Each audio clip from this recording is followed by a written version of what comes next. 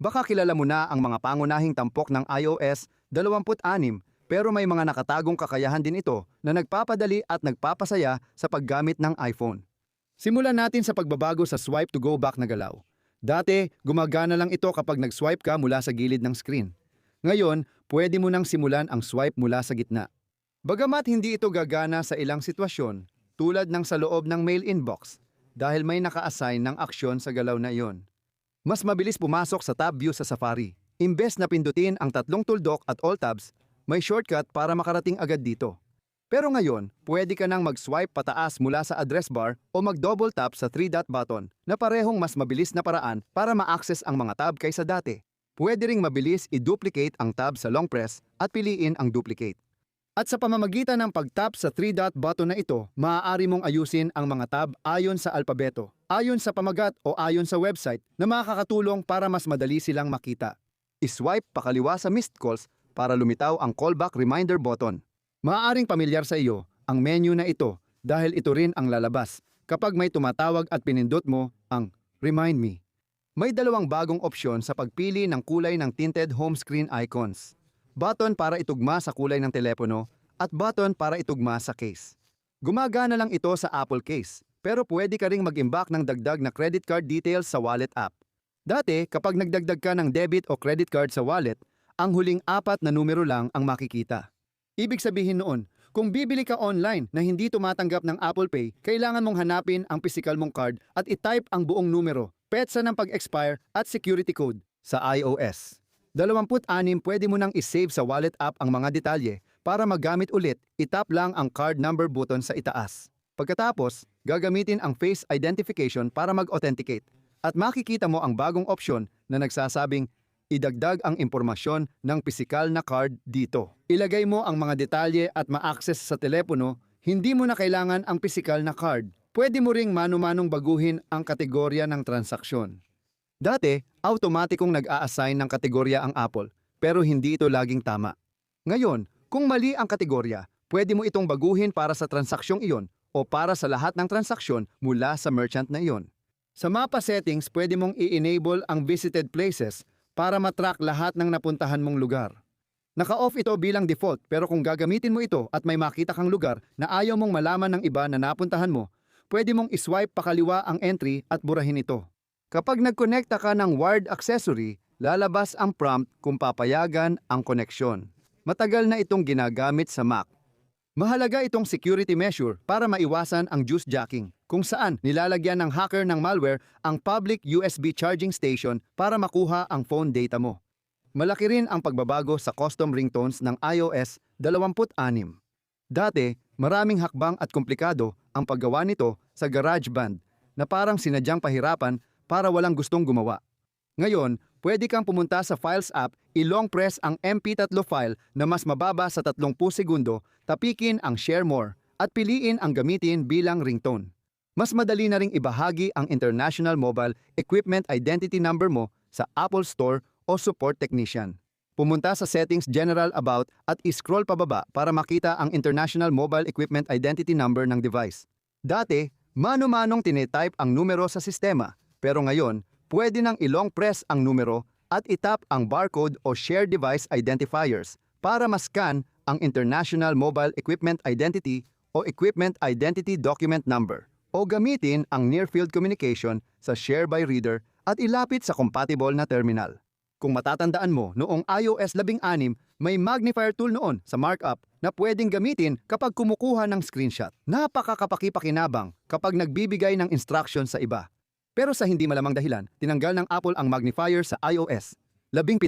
Buti na lang, ibinalik na ito sa iOS 26.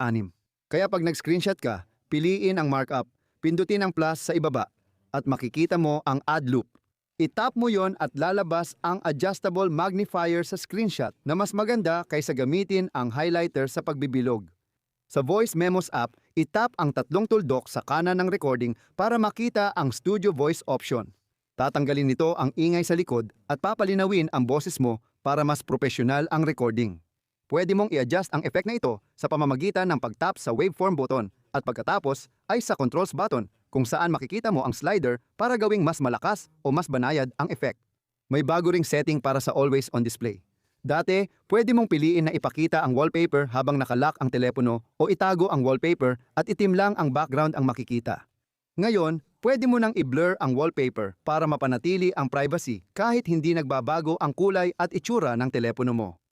May visual indicator na ngayon sa tabi ng mga na-block na contact sa mensahe. Kapag binuksan mo ang thread ng isang na-block, mawawala ang text box at babalik lang kapag ina-unblock mo ang contact. Para makita ang mga na-block mong contact, pumunta sa settings, mas malaki kaysa privacy and security, tapos itap ang new block contacts. Pinagsasama nito lahat ng na-block mong contact sa isang lugar para madaling makita kung sino ang pwede o hindi makipag-ugnayan sa'yo. May bagong opsyon para idagdag at i-block ang contact sa itaas. Kung gusto mo lang pumili ng partikular na bahagi ng text sa isang mensahe, pwede mo na itong gawin sa pamamagitan ng pag-hold sa bubble at pagpili ng select. Lalabas ang drag handles para ayusin ang text na gusto mo. Pagkatapos, tap kopyahin kapag gumagawa ng Genmoji. Hindi mo na kailangang ilarawan ang emoji na gusto mo.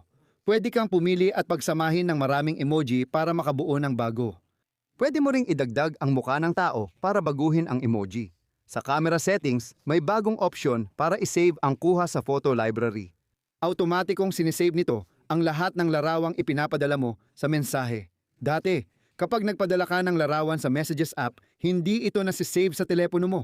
Mano-manong piliin ang larawan sa message thread at itap ang save.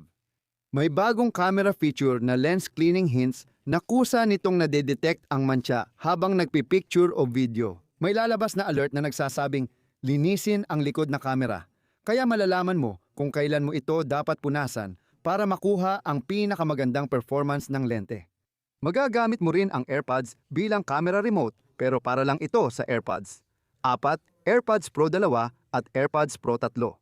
Siguraduhin naka-enable ang feature sa pamamagitan ng pagkonekta ng AirPods. Piliin ito sa settings at mag-scroll sa camera remote. Piliin dito kung alin ang magti-trigger ng capture. Mabilis na pindot o pindot at hawak sa AirPods stem. Kapag naka-on na ito, buksan ang camera app, piliin ang mode, ihanda ang telepono at gamitin ang AirPods para kumuha ng larawan o video. Sa Music app, maaari mong ipin sa taas ng library ang paborito mong playlist, album o artist.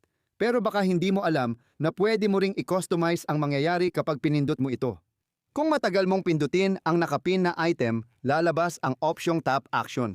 Maaari kang pumili ng go to album, play o shuffle ayon sa gusto mo. Ibig sabihin, bawat nakapin na item pwedeng may ibang tap action at lalabas ang icon sa tabi ng pangalan kapag play o shuffle ang pinili.